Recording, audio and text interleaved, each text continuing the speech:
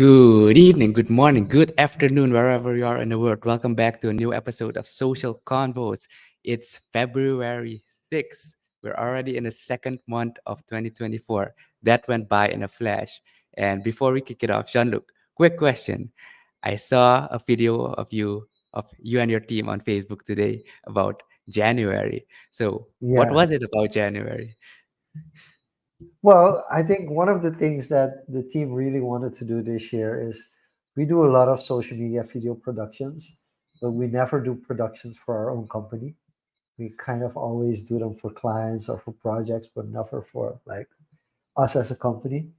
And today they decided, or this year they decided, like the team decided, like, hey, let's have a dedicated video each month, or at least once a month, that goes into like a little bit behind the scenes or questions about the company. And the Uh, first question of this video was, of course, uh, how was January a slow or a quick month? And for me, I think it was the quickest January of my life. I honestly think so. I can imagine for other people that they didn't have the same experience, but for me, January went away so fast. How about for yourself? I'd say the way I perceived it, it's average, not fast, not slow. It's pretty average, I would say. I think there have been years before when went by pretty fast, but this year I'd say pretty average. Not too eventful, but also not too slow. So that's Yeah, a sweet middle ground. But before yeah. we go into today's episodes, quick announcements, reminder, don't forget to subscribe to our YouTube channel at youtube.com at Convos. Also, we're on Instagram at Convos. And also, don't forget, most importantly, not to subscribe on our newsletter at convos.substack.com. That's confoes.substack.com.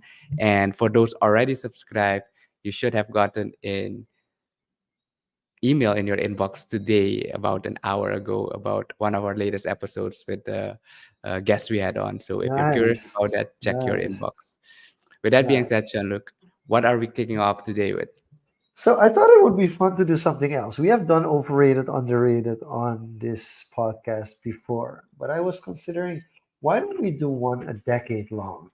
Like over the past decade, has this been overrated or underrated? I'm gonna start with the easiest example that I can think of, which would be like a TV series, for instance. Let's take Friends, right? Friends has been, especially for my generation, which lived in its teenage years when Friends was actually alive on television still, I think. Not all the episodes were out. And Okay, so, yeah, you want to jump into that one? no, real quick. When you say Yeah. decade edition, is it like the last decade? Because Yeah, Friends yeah. is like So 2 decades it's ago. no. That's what I mean. So it's like, so let me get back to the Friends part, right? So Friends ran in the 90s. I think it ran from 94 until 2004, right? It's 10 seasons. Friends is one of the most popular TV series of all time. I wouldn't say the most popular. My generation would argue it fits right there, but it's one of the most popular series of all time, TV sitcoms of all times.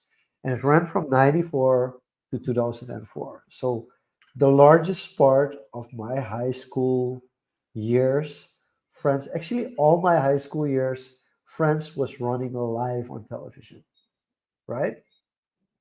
And then, of course, it stopped in 2004. I was already studying, but I can vividly remember the bus, everything around the final episode, the final season, and everything. And then in 2014, Friends was, technically speaking, a decade old. Like a decade had passed since the last episode was aired on television. And now, over the last 10 years, from 2014 up until 2024, do you feel Friends is overrated or do you feel Friends is underrated? TV series Friends? For me personally, it was a bit overrated. While I do enjoy some of the iconic moments, especially the Joey memes, uh, incidents with Rachel, etc., I haven't followed the whole series as a whole. I kind of watched them as standalone episode or kind of iconic moments that stood out. If we look at the runtime you mentioned, 1994 to 2004, it's also a time where we didn't have widespread internet adoption yet. So we were dependent on watching the series based on the local broadcast, if you had a television at all. And I got my own internet when I went to university. So that was around 2009. And that was still, that was, I had internet before, but that was still dial up. So, you had that beep, beep, beep sound for those who don't know about that. But yeah, before that, you are wholly dependent on, what the television broadcast put out. When I got internet, I kind of followed the series that were trending then in the 2010s to the 2010s, that range. So I kind of skipped that Friends phase. I did have friends that kind of, pun intended, raved about Friends, and that's kind of how I kind of dragged into it as well. So for me, it's a bit overrated, and kind of that's how I perceive it being. I would say I followed more of the Big Bang Theory. That was more kind of the 2010s. Uh, Yeah, so that was more your yeah. generation. I would agree. Although I Okay, haven't followed everything, but I have a more fresh and cohesive memory of Big Bang versus Friends. okay, but here's the thing with Big Bang versus Friends, the relatability aspect. So maybe for you, I'm wondering if for you you feel like the relatability No, it of does Big not have to do with anything with geek. Kind of maybe in the beginning, but nah. No, It's but I'm also a just different thinking time period. of Yeah. the group dynamic, the topics that were being discussed. Like I think that Maybe. plays for me Yeah, maybe. it Possibly, yes. plays a role. And the reason why I thought this would be an interesting one to look at is because from 2014 until 2024 was basically the rise of YouTube collabs and YouTube Yes. friend groups and vlog squads and groups of creators getting together. And I was wondering if that would overshadow like high value production TV sitcoms. Because let's face it, the television sitcoms are way better scripted. They don't feel as real because of course the YouTube era really Yeah. brings like you can I, really relate to that person in real time. Whereas like yeah, I was never gonna live in New York, for instance.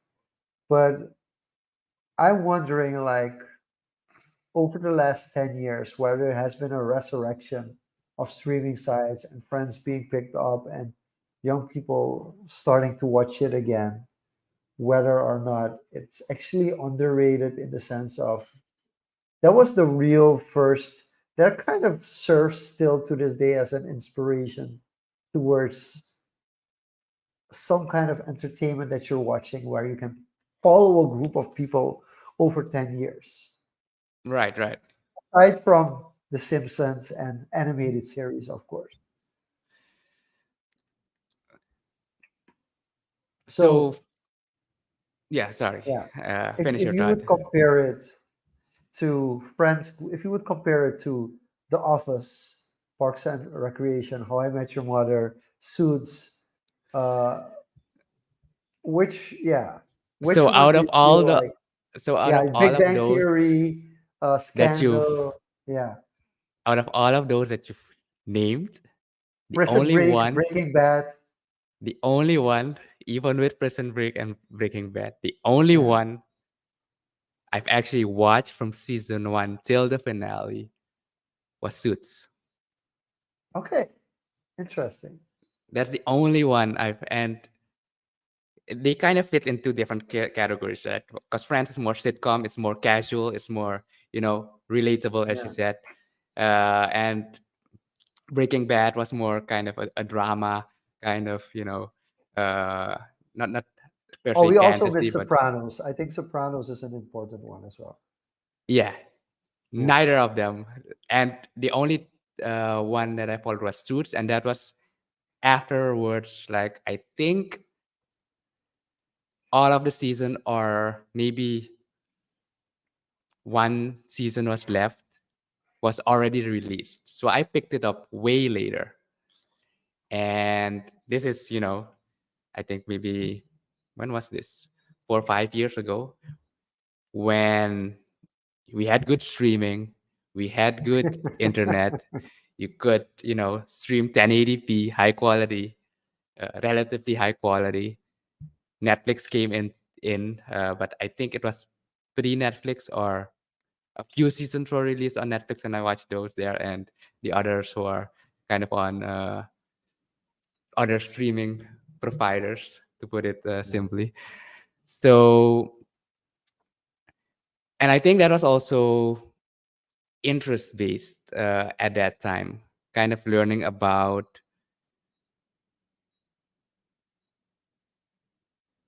I'm not sure what got me into Suits, but the first few episodes, or at least the first season, hooked me for some reason, and it kind of had a different.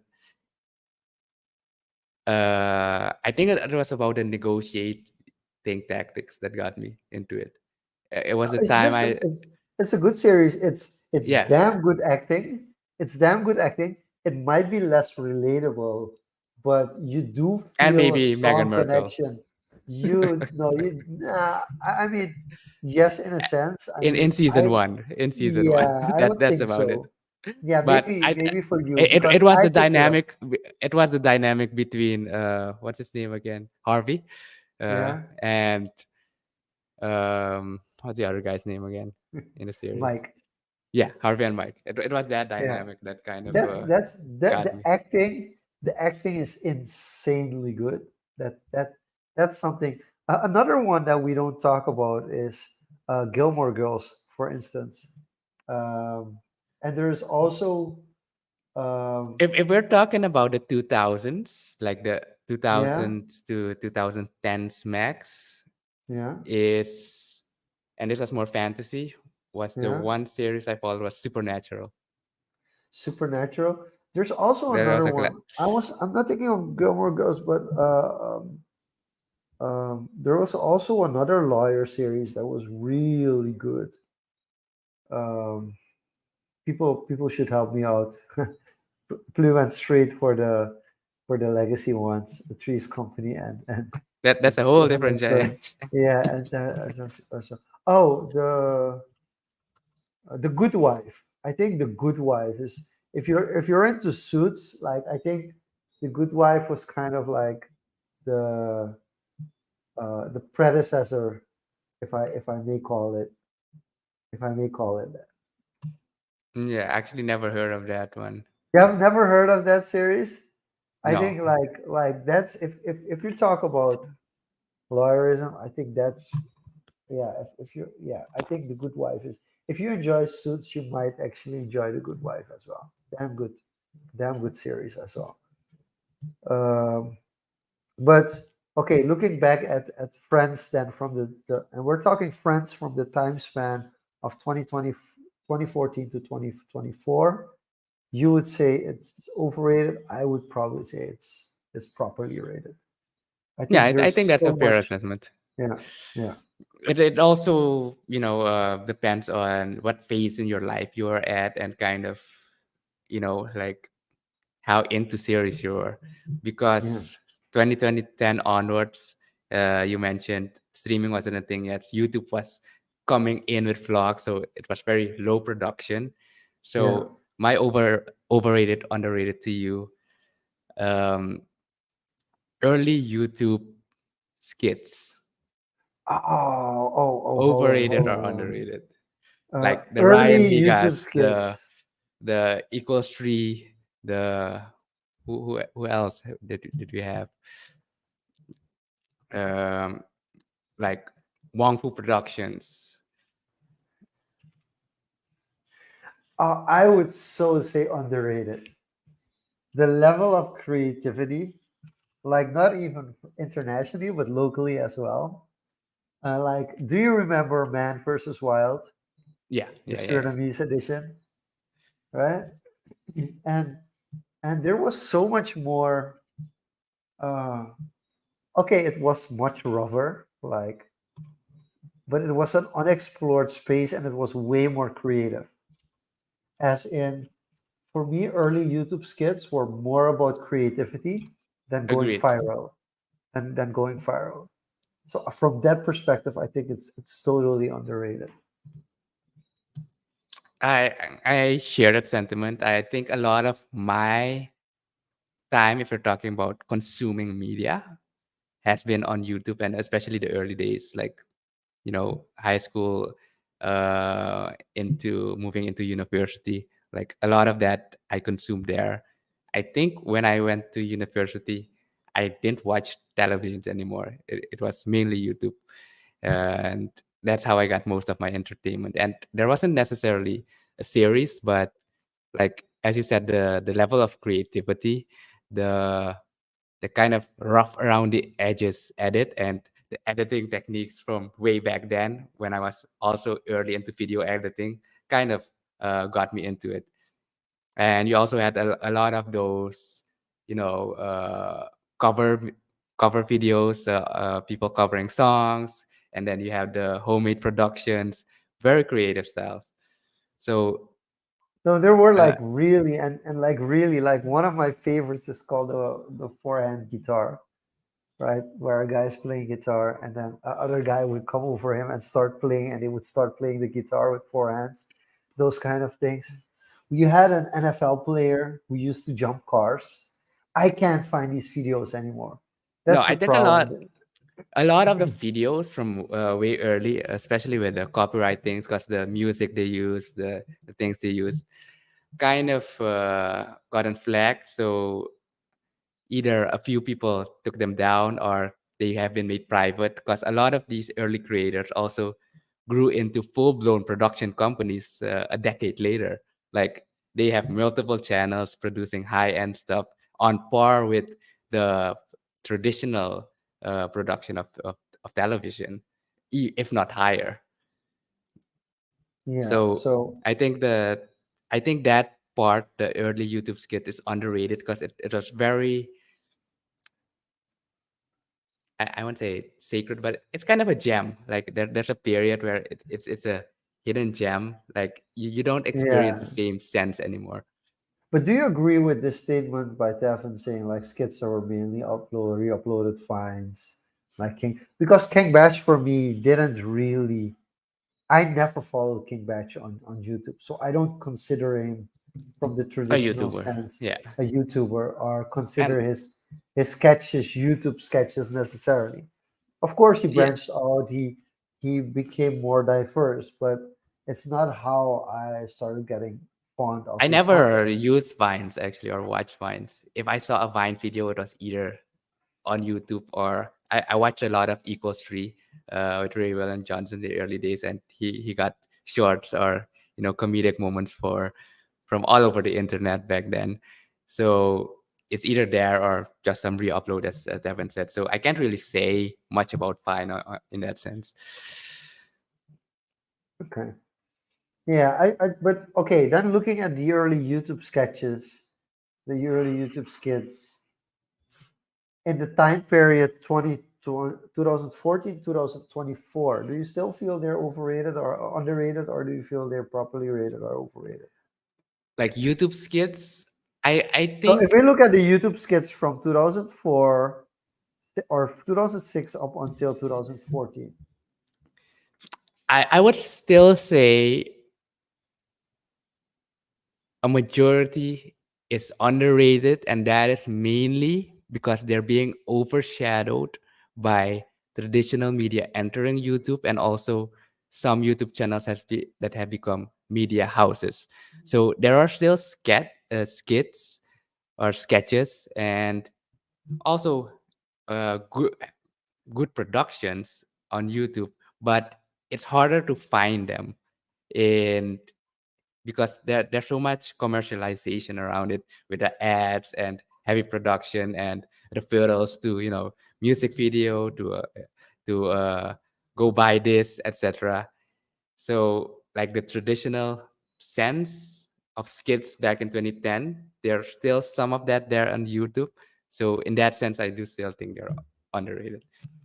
So we got some people who made finds. I think one of the fun things to do with finds, if you still have them, is to do a watch my cringy old finds video kind of and look back at all the content that you made like 10, 15 years ago. That would be really fun. So going to the next overrated, underrated. And this is I hope you find this interesting because I have noticed a lot of, and of course it's the algorithm. I probably clicked on one of their videos once, and now I keep getting all these world attempts for the Guinness Book of World Records. And I have to be honest with you, these world records are getting to the point of insanity. It's like most candles put out by the width of your shoe, kind of these kind of, which does make me wonder on what on the other side, like, should I attempt the world's record? Because I'm starting to think like, hey, what can I break a world record with? Like, I think it was in Iraq that has the world biggest pizza, which he did together with one of the pizza companies. So I'm starting to wonder, like, hey, should there be like some world record that maybe even hasn't been attempted ever before that I could break the record or a So forgotten record? Yeah. So if I think about the Guinness Book of World Records, OG wise or originally when I first heard of it, it was, interesting world records. It kind of speaks of the grandioseness of it, the peak performance that you need, the athleticism that you need to do certain feats.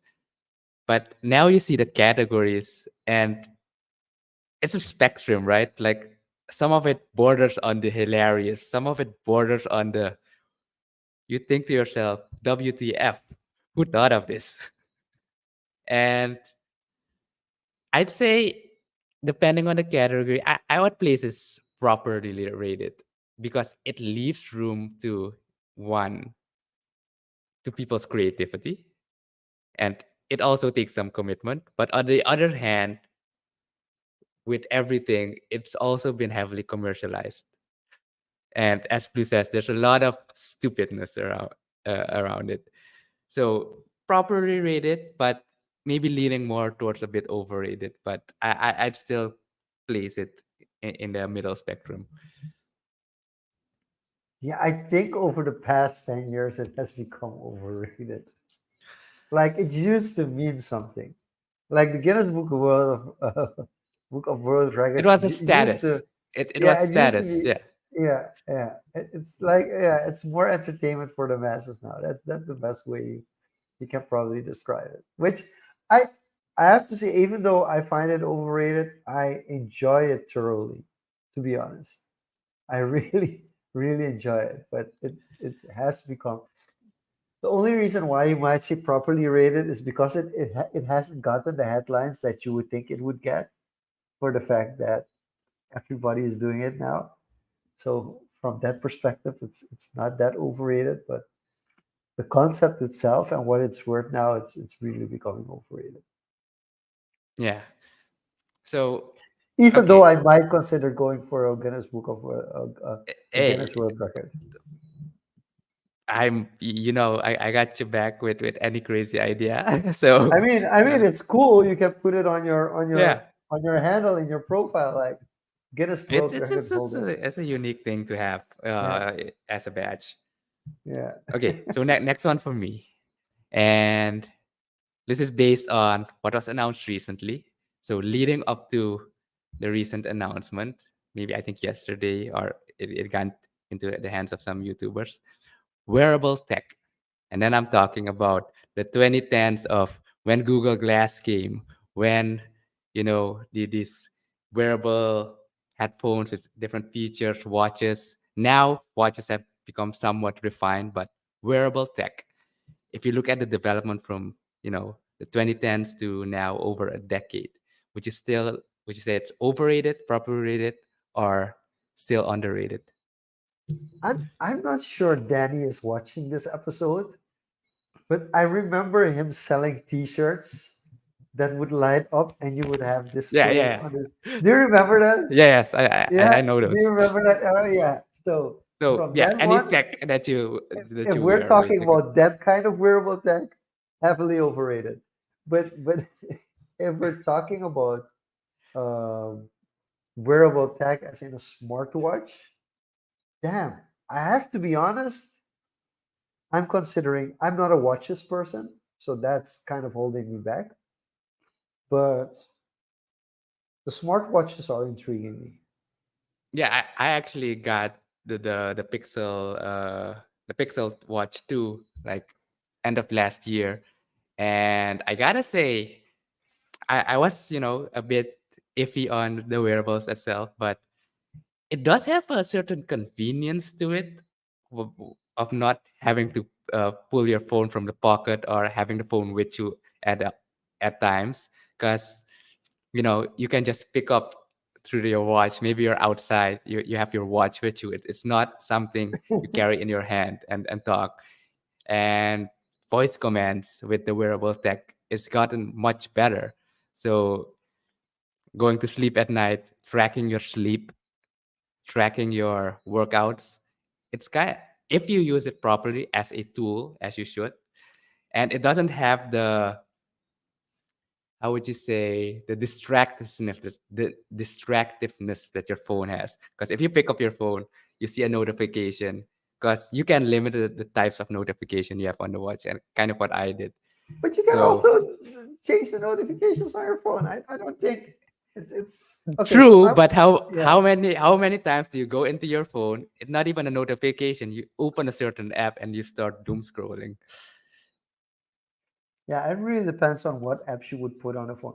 So I'm gonna give two cases. I'm gonna give a case for underrated. I'm gonna give a case for overrated. And okay, Yeah, that's the watch, and I'll throw the yeah, last thing into the mix: the wearable headsets that kind of the Apple Vision Pro got introduced, I think yeah. I'm last not gonna week. go into no because we're looking over the last. Oh, if we're Yeah, looking over the last 10 years, because like you also had how the much Google Glass, for example, how that much kind has of got. been put in Google Glass and the whole metaverse experience, the whole virtual reality headsets. Sorry, overrated. It hasn't been adapted to the mainstream. There's no way we can't call it underrated from functionality perspective. Like, ooh, this is what you can do, but totally overrated if you look at how much money has been put in. Like, listen, if if if Facebook put as much money into our country as they have put into the metaverse and VR and everything, we would be one of the wealthiest countries in the world right now. That's how insane amount of money the development went into. So, yeah. So I want to give one way where I do believe that it's underrated and one where I do feel it's completely overrated. So the one thing that's underrated, I was during Christmas, I was sitting next to my uncle. And my uncle is a tech guy. You have to understand, I'm not a tech guy. My uncle is a tech guy. He's well into his 60s, I think. And um, he has, from a tech perspective, he's really well researched, like extremely well researched from for somebody from the older generation. And I was trying to talk to him, but I wasn't able to talk to him because he was listening to his music on his smartwatch. And his smartwatch, no, it gets better. His smartwatch was connected to his hearing aids. Okay, that's Yeah. interesting. That's So interesting. so so here's the interesting point. So he has a hearing aid to be able to hear better, Yeah, but he wasn't able to hear me because his hearing aid was switched to to the music playing music. on his Yeah, smartwatch. That's like, and coming from somebody who's twice your age, you don't expect these kind of things, right? Like, okay, this is like real. Oh, that's actually quite interesting. That's quite useful, right? So from that perspective, it's totally underrated. He, by the way, is wearing. He's not wearing like an Apple or a Samsung. I'm telling you, he's or a Pixel or Google. This guy is a tech guy, so he was wearing a Garmin smartwatch, and Those then he was honest, like, garments, okay, yeah, they yeah, have some like crazy innovations going into the garment yeah. because for But specific niches. I know Garmin, and so here's the interesting fact. I know Garmin from the rally sport, of course. You Yeah, know the Garmin, maps probably from the thing, rally, like navigation. because they have probably the best navigation in the world. Like the GPSs of Garmin are like next level, right? And so he has a Garmin, and he's honest about it. He says like, "Hey, actually, when it comes to navigating, it's we're much better. We're they're much further along.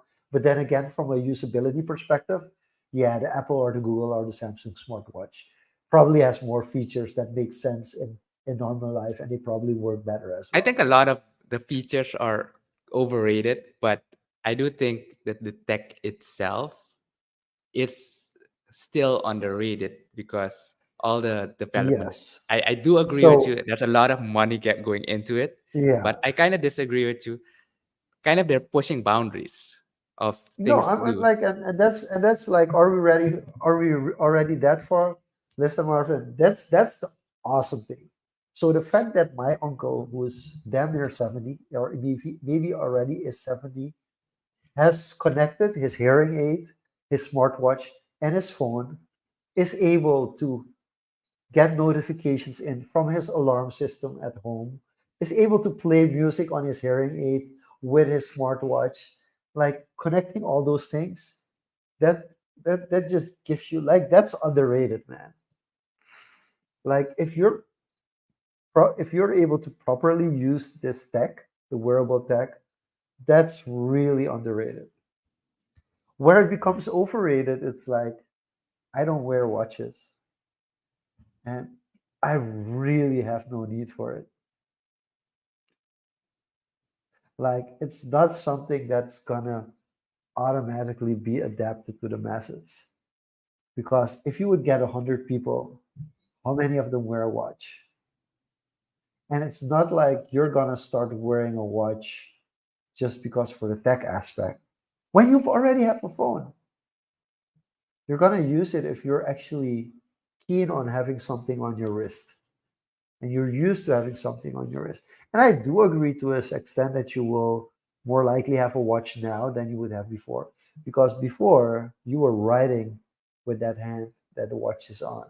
Now you Well, barely ever it write. depends. It depends because some people, when I was smaller, I used to wear my watch on my right hand if I wore any at all. Then I had a period where I didn't wear any watches, and Yeah. now I wear my watch on the left hand. So it really depends on the person. Like if you're Yeah, but I left-handed, could right-handed. imagine that it would help, but I don't see it becoming so much of a mainstream because it's too much. It's like there's too much stack already. Yeah, yeah, yeah. 'Cause people So I aren't think caught up that's, yet with yeah. the tech developments from last decade, and bringing into like what's happening this year. Kind of it's a big leap.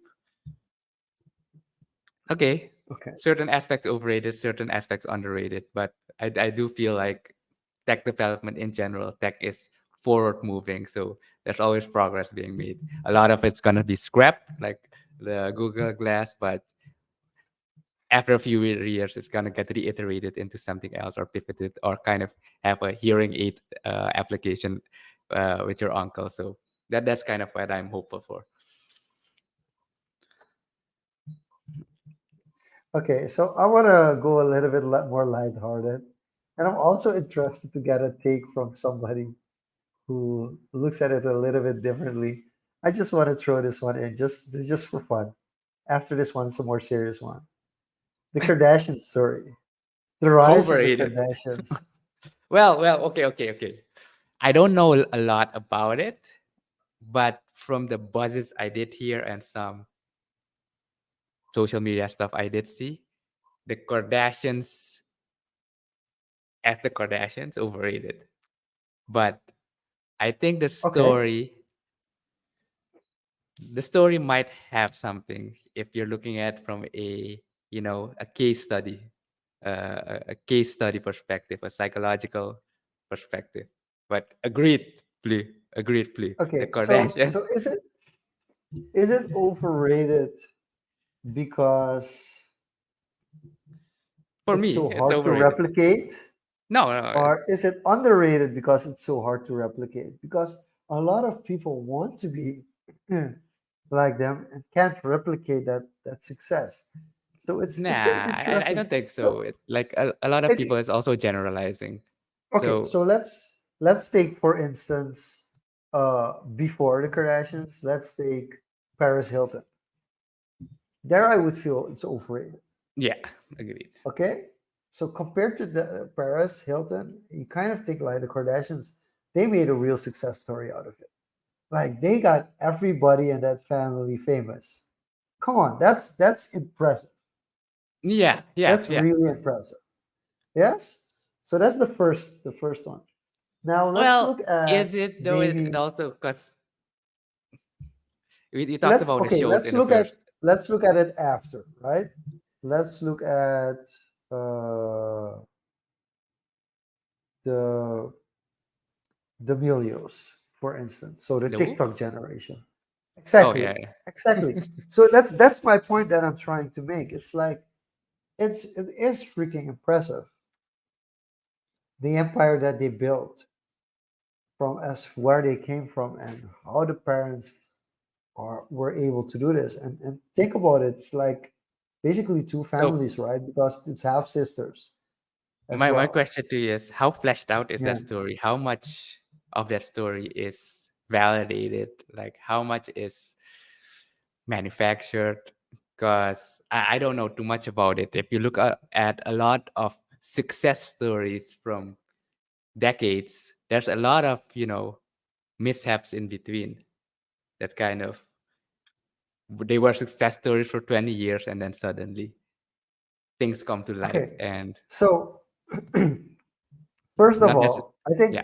I think like okay, if you want a better one, yes, the Mr. Beast story is a much better. But even with Mr. Beast, it's just him and his friends, and it's a friend group. The Kardashians is really um, a family, and this is a valid comment. It's like they're overrated, but they know how to utilize it best. And I think that the Mhm. utilization aspect is underrated. Yeah. Just That, just think on how this started. Like, how can one sex tape make a whole family famous? You're really gonna say that's overrated? no, no, that's why I said, like, if you're looking at it Yeah, from a, as I'm Marvin I'm put it, looking I'm how looking it's at it being from a used, from a the case business study. case. Yeah, the Yeah, case study I'm looking at is it from a interesting. business case, right? Like how you were able to completely get like one by one, all of them have some kind of success track record. Um, is is there one that hasn't been in a relationship with a famous person? I don't even know how many there are. That's how irrelevant they are for me. But I do not know about You can't even in say general that terms. because at a certain point, the most liked Instagram post was one of theirs. At a certain point, they had like three of them or four of them were in the top 10 most followed Instagram accounts. And here's the thing, which is interesting, is that even after that, they're still relevant. They manage to stay relevant because that's what I mean with the TikTok stories. Like a lot of new creators, they're not able to stay. They stay relevant to their audience, but they don't still stay relevant to the broader mainstream audience. So from that perspective, from a business case study, the business case for uh, the Kardashians is really underrated. But yeah, I can understand why you would say that they are overrated. So what's the next one you got on your list? So, okay, with more rapid fire, mobile games, overrated or underrated? You're gonna have to elaborate on that. Like, there's always within the gaming community, there's this debate between, you have the cons. There was already a divide between console games like the PlayStation, the Xboxes, the Nintendo Switches versus PC gamers. And then with the Are rise of you the talking smartphone, about PUBG or those kind of games? Or are you talking about yeah, just mobile games that you like Candy Crush, for instance? let me build it up. Okay. So you have this divide between in the early days between the consoles and the PC gamers, kind of, because in the beginning you couldn't cross platform play with each other, etc. That has kind of been alleviated a bit. You can play together with the games you mentioned as well. But with the rise of the smartphone, especially in the last decade as well, if you're looking at the developments of the decade, better processing power, better graphics. In the early games, you had, Fruit Ninja. That was basic entertainment. But now you have mobile games that are multiplayer. You have the MOBAs, 5 versus 5, 3 versus P, 15-minute games. Fortnite, as you mentioned. Roblox is a new one that I still need to check out why that's being picked up as much. So, in that sense, I mean mobile games or mobile games on the platform, like the tool, the device we have in our hands, like 20 hours out of the 24 hours, even in your sleep. Are those overrated or underrated? So overrated or underrated from what perspective? From UX For you, perspective? like, For me, yeah, especially if you uh, look at maybe like entertainment, you have kids now. You weren't as much of a gamer yourself, but you know, do they watch YouTube only or do they also? they game. They game. First Yeah, of all, they game. They game mainly on their tablets. I would Okay. consider tablet also mobile in that same category. From one perspective, I have to say underrated. I downloaded. Have I openly talked about this? That I downloaded Total Battle. Like the ad The kept ads got you. Oh, the ad on Instagram. I was like, you know what? Let's oh. try this thing out, right? And then the best part is like the ad that they show on Instagram is like not even on 1% of the game what the game is about. But the game is so much better. The game is so much better than advertised even. And the playing aspect, I mean, I'm playing the game with a couple of Russians, a couple of Americans, people from all over the world, and a Brazilian. So it's and French. There, the best part is the translation. So the chat has a translation tool that Oh, translates. So that's you cool. can The auto you trans. Yeah, can you can note it. communicate. You can natively communicate, Yeah. and just the responses you can just translate them. No, that's awesome that they integrate. I know a few years ago Yeah, I tried WeChat and that had that live translation. Like you yeah. just type in It's natively and it it's gets translated. it's pretty cool. You can just communicate in your native tongue, and the game trans. It doesn't always work smoothly, especially when it's busy. But I'm trying to figure out. There are at least 7,000 players in my kingdom, and it's Kingdom 134. So, and maybe that's 34 kingdoms, and that's already like well over 200,000 players, considering that my kingdom that I'm in would be the last kingdom. So it's there's definitely close to a million or even more players playing that game. And I have to say it's well uh, I was wondering, I just actually wanted to play the game to figure out how long I would be able to play it for free, right? Because there is so many packages you can buy for 4.99, 9.99, 15.99. Don't. There are like so many packages you can. It reminds me of early Facebook farm film mafia wars kind of days, right? Where it's like a freemium, but if you really want to grow faster, grow quicker, you buy into it. And sometimes it's like, hey, my time is worth more than this, so let's purchase it because I lose more time if I don't. But I have been able to play it for over a month for free. I have never purchased any single thing. But the key to the game is that it's a community based game.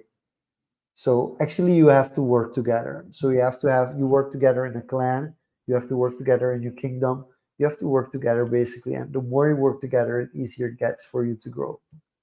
And it's really interesting. It really is interesting because you know you're playing with maybe 16-year-olds as well, but you're also playing. I'm playing with a guy who I think is the age of 70 already. So it's I think that from that perspective, really underrated. Yeah. Really underrated. For me, as the platform you're playing it on, I'd say it's overrated. Personally, I'm not much of a small screen gamer, but as an industry, Yeah, definitely. it is most definitely underrated. Like the global Candy gaming revenues, Crush. like it's in the 26 billion, over 26 billion revenues last year. That's a B. I threw Candy Crush off my phone when I reached level 1000 or something. I was like, no, listen, this is pure wasting time. I feel I've wasted a year and a half of my life or something. So it's like I'm taking that one out. But this is doing the same thing, basically. But and I think that's one of the most underrated things about mobile gaming. It's when you're tired and you don't have energy for anything else left. And it's like, okay. And then you have to be able to let go. Yeah, and it also borders on to, especially there's a lot of gambling games also. Like the casinos kind of take Oh, they advantage of that they as well. put gambling aspects in Yeah. this game as well.